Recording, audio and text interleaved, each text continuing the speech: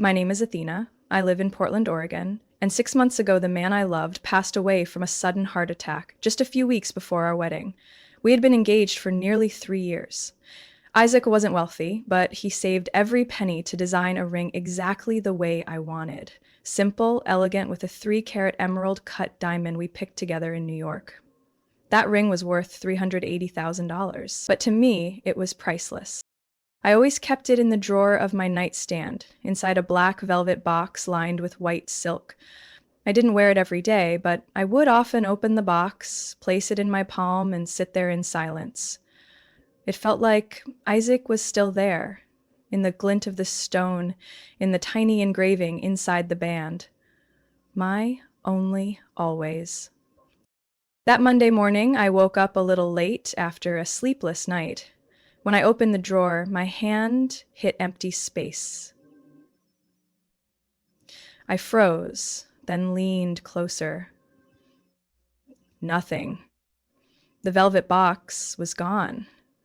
I pulled everything out: pill bottles, tissues, a dried-out eyeliner pen, a few old letters. But it wasn't there. It felt like someone had punched me straight in the chest. I ran downstairs to the kitchen, where my mother was sipping coffee by the window.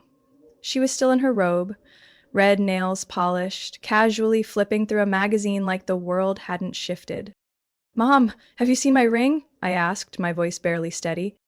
She blinked a few times and took another sip of coffee. "Oh, that? We sold it." I froze in place. "You? What?" "The ring, Athena. Isaac's engagement ring. You weren't wearing it anymore, right?" I took a step back. Everything in my mind felt like it had slammed into a wall. What? My father appeared in the hallway, holding a copy of USA Today. His tone was flat, emotionless. "Camille needed a chance to start over. Bali is a good place for emotional recovery." Camille, my younger sister, the one who quit her job because of toxic energy, then started taking sound healing and sun meditation classes on Instagram. And now they'd used the ring Isaac gave me to send her off on some journey to find her higher self. "That was mine. Isaac's, not yours, not Dad's," I said through clenched teeth. "You weren't using it, Athena, and you're not planning a wedding anymore, right?" My mom replied, her tone calm, like she was talking about outdated furniture. I looked at them both, not sure whether the fury or the disbelief was louder inside me. "And Camille? Did she know?" "She knew," my dad said. "She didn't want to tell you because she was afraid you'd overreact." I laughed. Sharp, dry, bitter.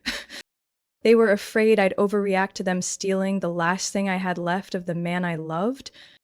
My mother put down her coffee, her gaze hardening slightly. "Don't call it stealing. Camille needed it. You need to learn to let go.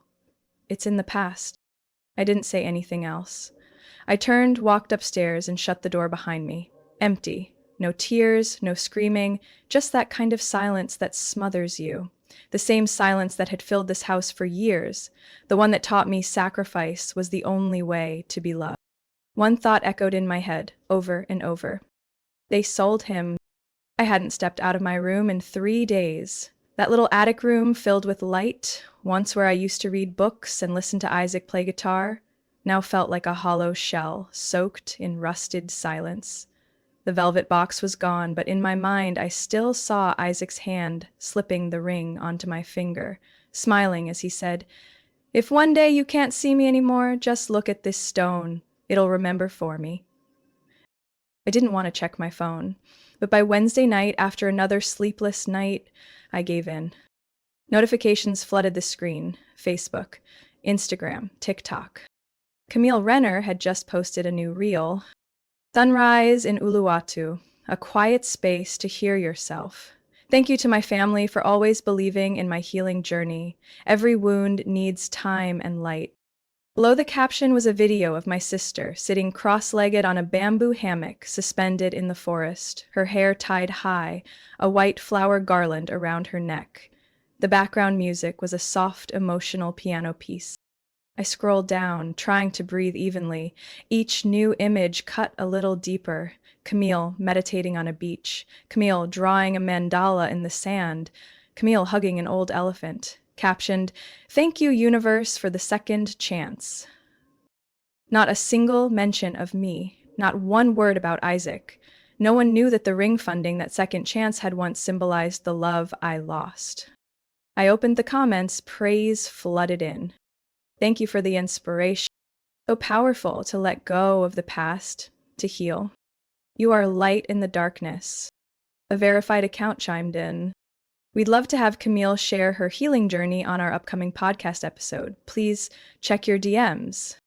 I dropped the phone onto the bed like it had burned my hand. My throat went dry. I tried to inhale deeply, but the air around me felt too dense to move. Camille had never handled rejection well. She quit college after 3 months because the curriculum limited her spiritual growth. She switched jobs 5 times in 2 years because the energy wasn't nurturing. And now she was being praised, uplifted, called an inspiration, while I, who had lost everything, was erased. I pulled the blanket over my head and closed my eyes, but Camille's image kept flashing in my mind, arms raised in a release your energy pose, eyes to the sky, with the caption, "I choose light. I choose love. I choose myself." That post had over 12,000 likes. The next morning, my mother knocked on the door, set a breakfast tray on the table, and stood there looking at me. "You should be happy for your sister, Athena. She's finally finding her path." I didn't look at her. I only whispered one sentence. "She's coloring her light with my blood." My mother sighed, shook her head, and walked away. By late afternoon, Camille FaceTimed me.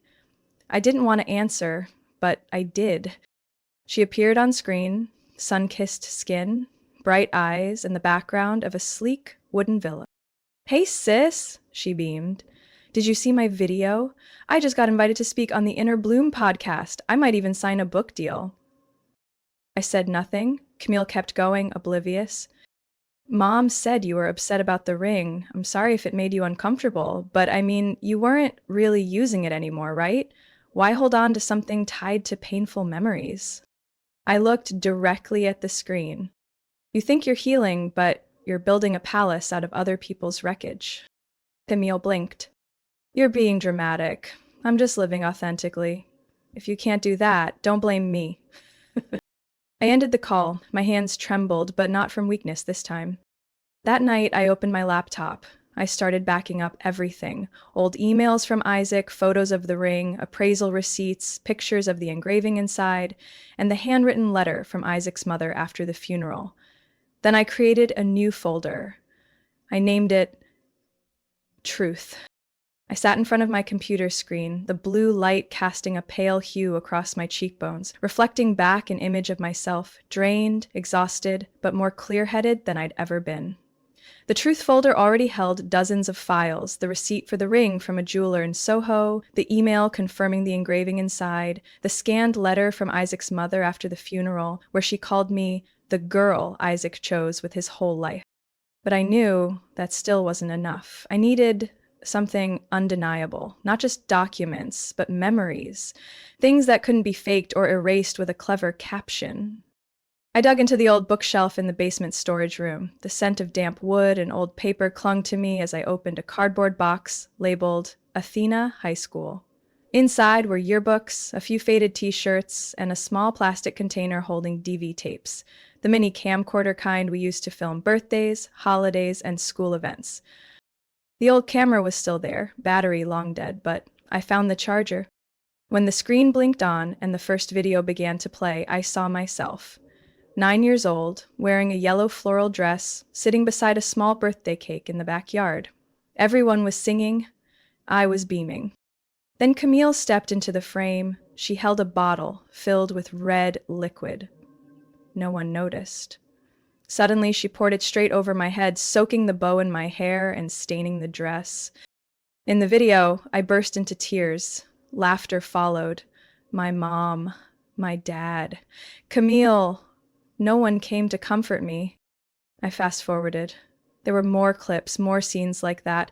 Camille screaming, demanding my toys, smashing a craft I brought home from summer camp, only to be scooped into mom's arms because she's just sensitive.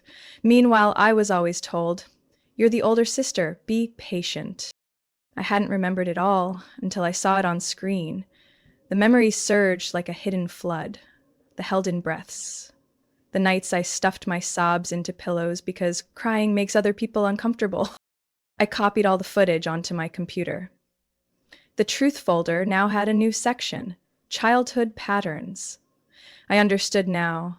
Camille taking the ring was just the tip of the iceberg. Near dawn, I pulled out a small wooden box I'd tucked away after Isaac's funeral. Inside were old concert tickets, photos, and one sealed envelope I had never opened. Isaac had written, "Only open if I ever feel too far away to hold your hand." My hands trembled as I tore the edge. Inside was a single piece of paper, his handwriting slanted and steady in black ink. "Athena, if you're reading this, maybe I'm no longer beside you, but your voice still is.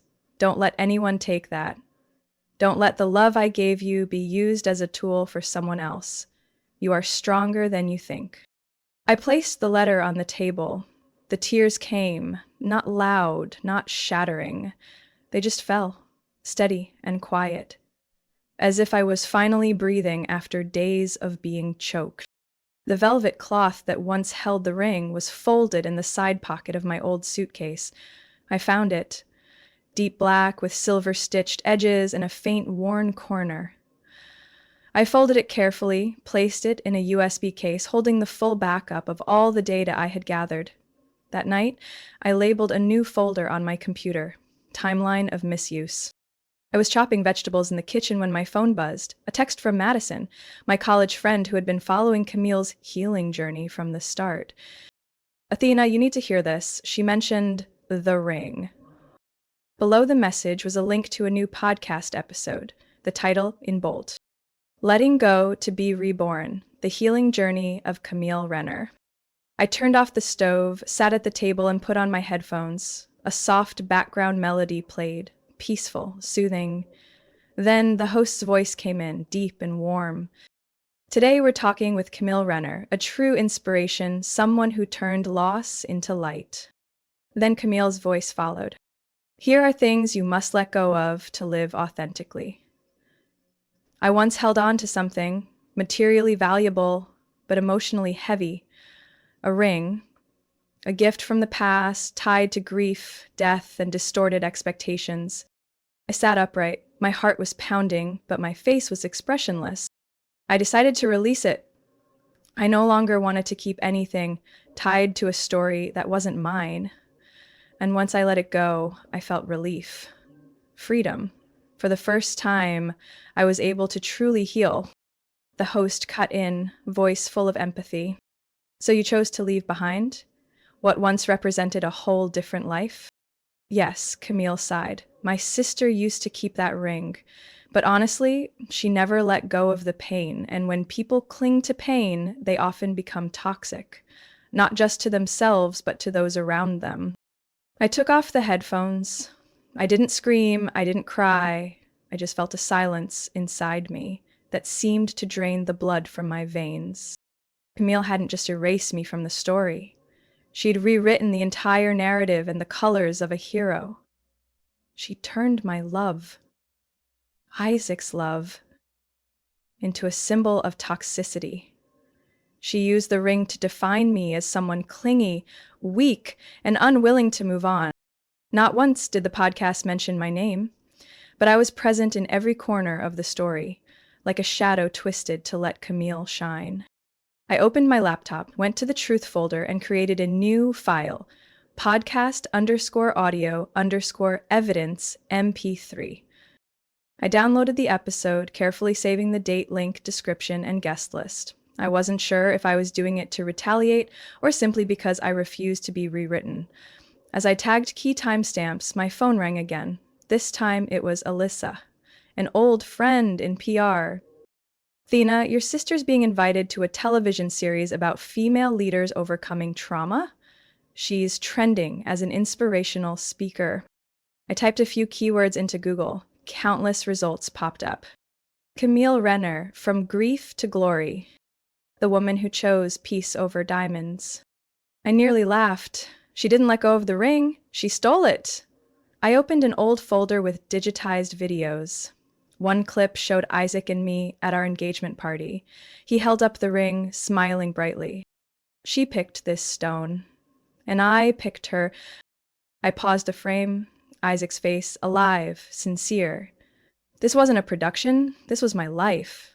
I hovered my mouse over the audio file of his handwritten letter and let it play, his voice reminding me, "Don't let anyone take your voice. Don't let them turn my love into a prop for their performance." I opened another folder, legal backup.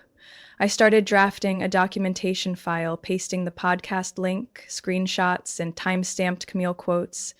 Not to sue, not for revenge, but to preserve the truth before someone else could label the shattered pieces they created as light. I saved everything onto a USB drive, placed it inside the silver-trimmed velvet box, the same box that once held the ring, now holding a copy of my voice. And as I closed the box, I whispered to myself, if she chose the stage, I'll choose the light behind it. But this time, I'll be the one to flip the switch. 3 weeks after the podcast, Camille appeared on the cover of Women Forward magazine under a gold-embossed headline, From Grief to Wisdom, Camille Renner and the Journey of Becoming Herself. In the photo, she stood in profile, wearing a simple white dress, her hand gently resting over her chest as if in prayer. People were calling her the healing icon of a new generation. I wasn't surprised when I received an email from the Cascade Collective, a group that hosts an annual gala celebrating inspiring women across the Western U.S. This year's speaker list featured a standout name, Camille Renner, honored guest. Topic, choosing light in the darkness. I closed my laptop and smiled. I knew this gala. Isaac had once quietly donated to them during an event supporting widowed women.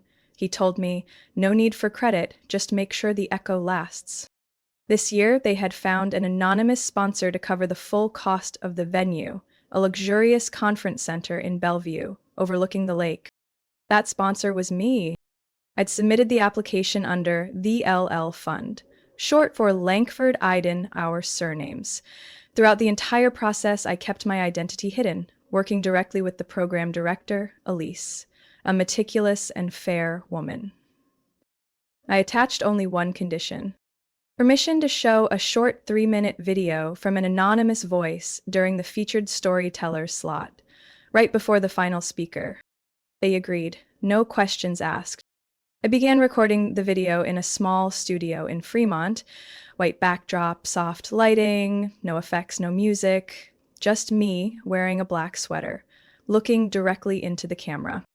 My name is Athena Renner, and if you're hearing me now, it means I've chosen not to stay silent anymore. My voice didn't shake, it was steady and clear. The engagement ring my partner Isaac Iden saved up for 4 years to create was sold by my family, no warning, no permission. They said I didn't need it, because the man who gave it to me was no longer alive. And then they used that money to fund my sister Camille's healing journey, the woman sitting in this very room. I paused.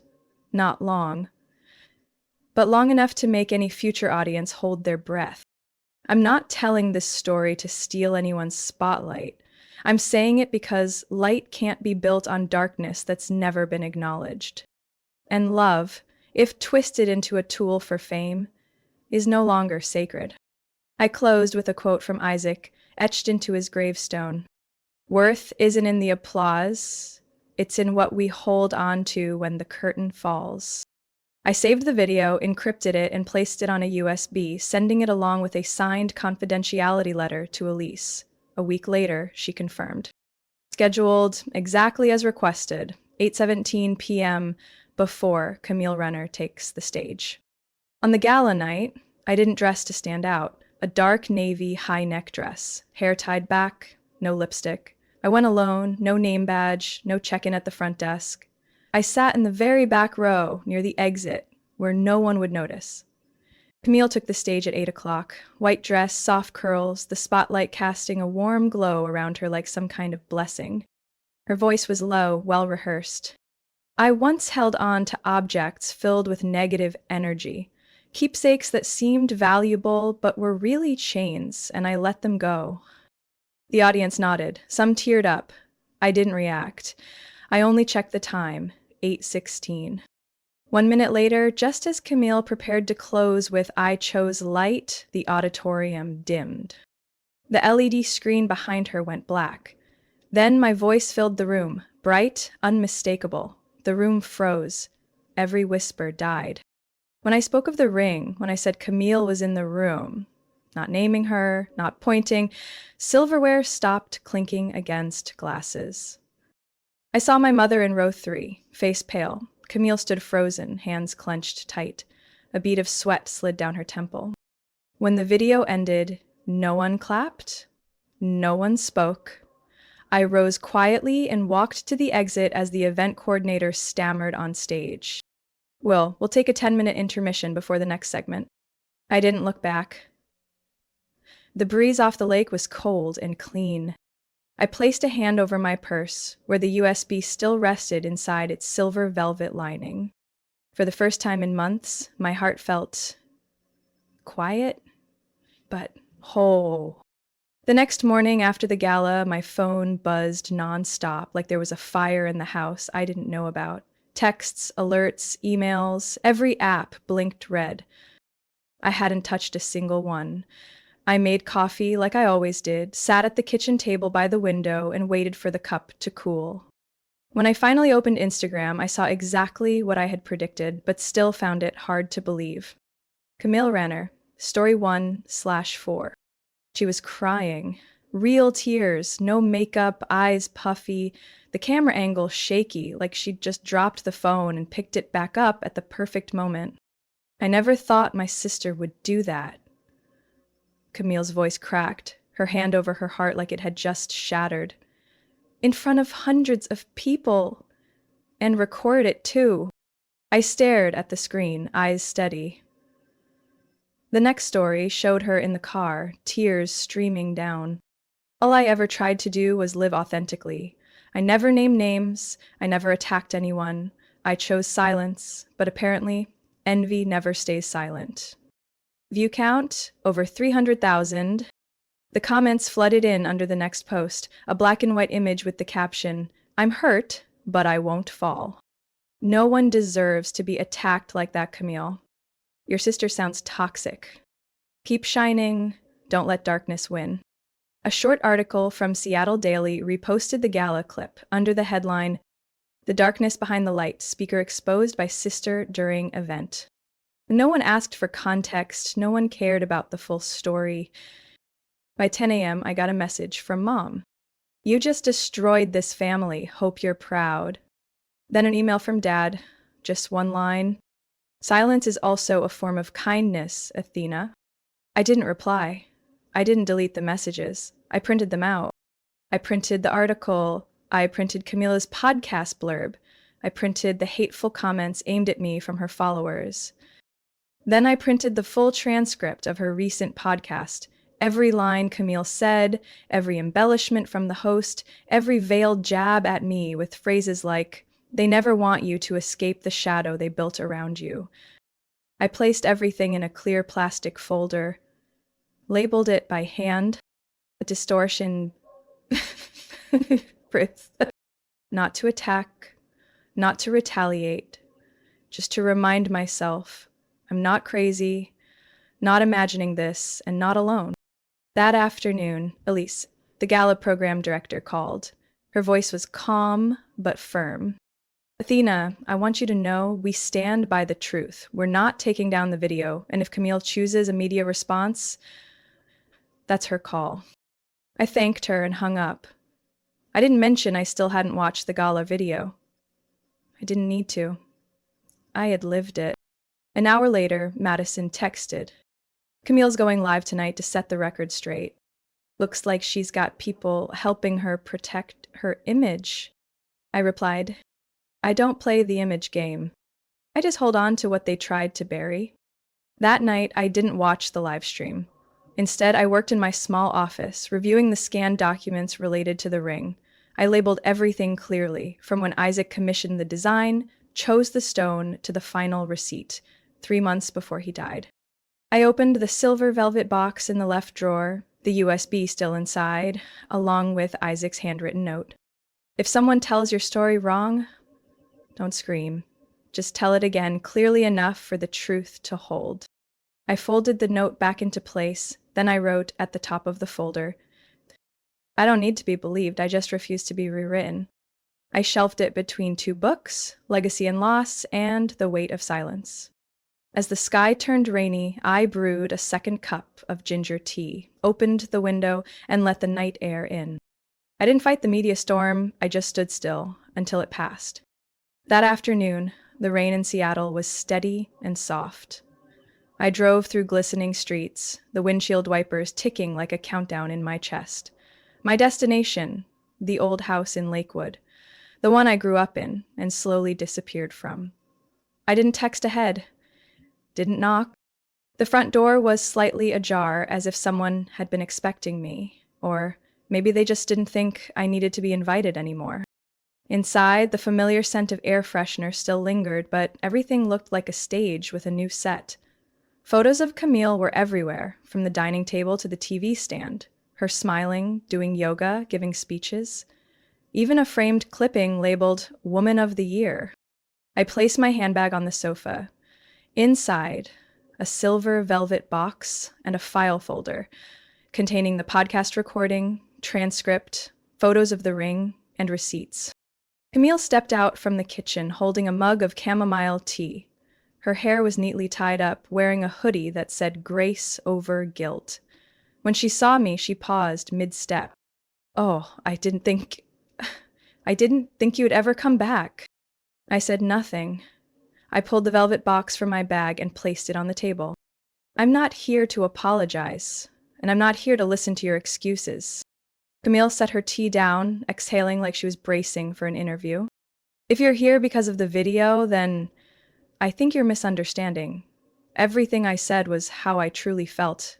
I never named anyone. I wasn't targeting you. I pulled out the transcript and flipped to the part where she called the ring a vessel of toxic energy. What is that if not aimed at the person who kept it safe for 3 years?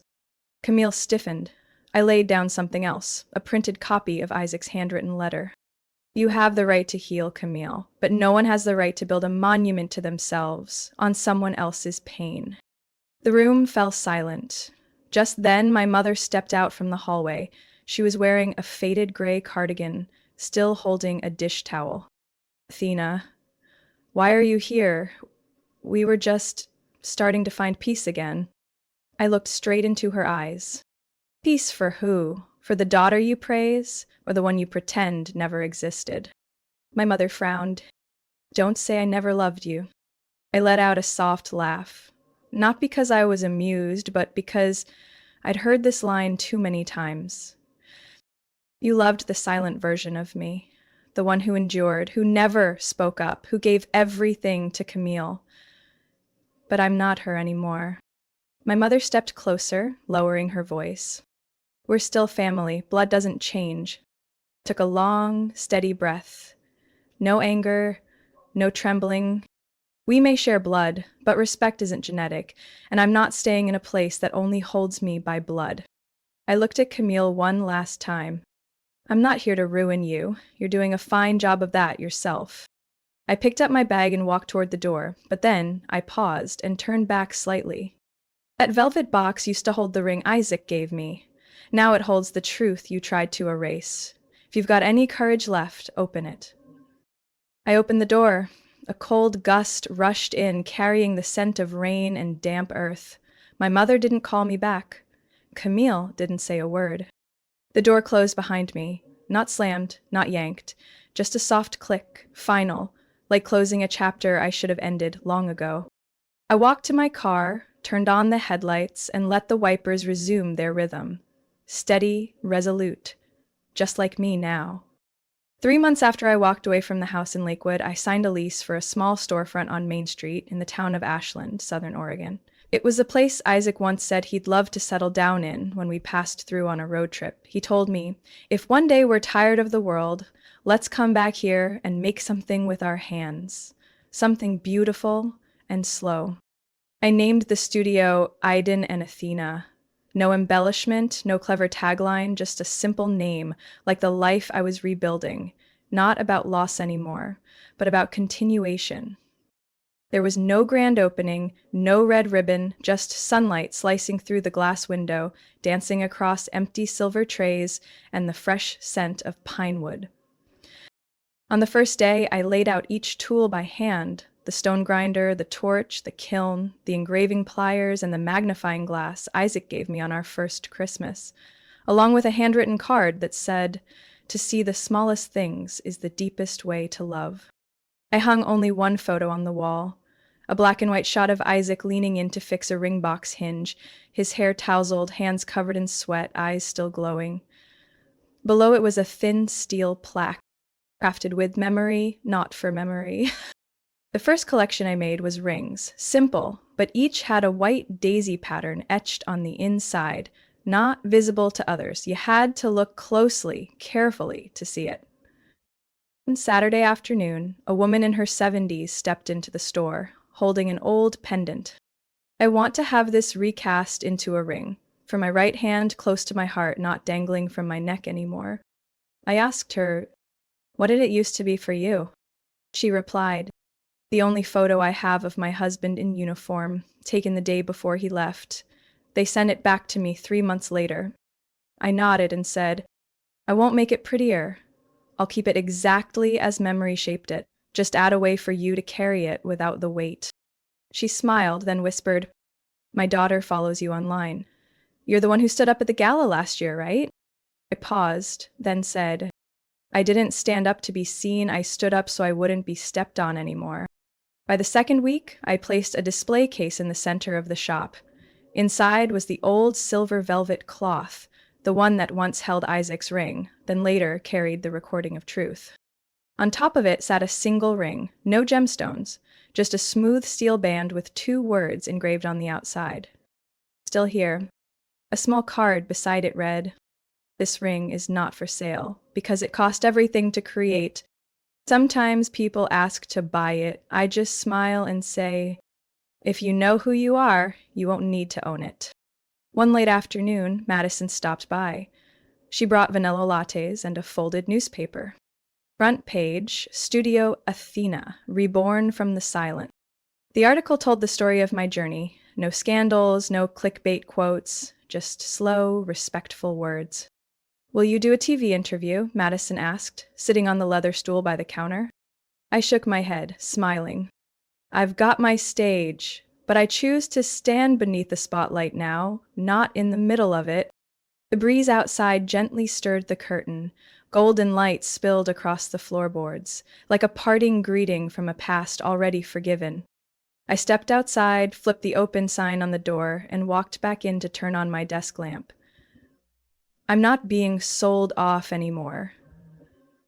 I'm alive, by my own hands, by my own truth, and this time, I belong to myself. From a woman betrayed by her own family, Athena turned pain into strength and silence into action. She didn't seek applause or apologies. By telling the truth with clarity and resolve, Athena reclaimed the worth and voice once taken from her. The Aiden and Athena Jewelry Studio is more than just a workplace. It's a symbol of rebirth, where memories are preserved and dignity is no longer up for negotiation. This is how she chooses to live, grounded, unshakable, and impossible to erase. What do you think about Athena's choice? Is healing found in silence or in truth? Share your thoughts below, and don't forget to follow the channel for more powerful stories about family and the journey to reclaim oneself.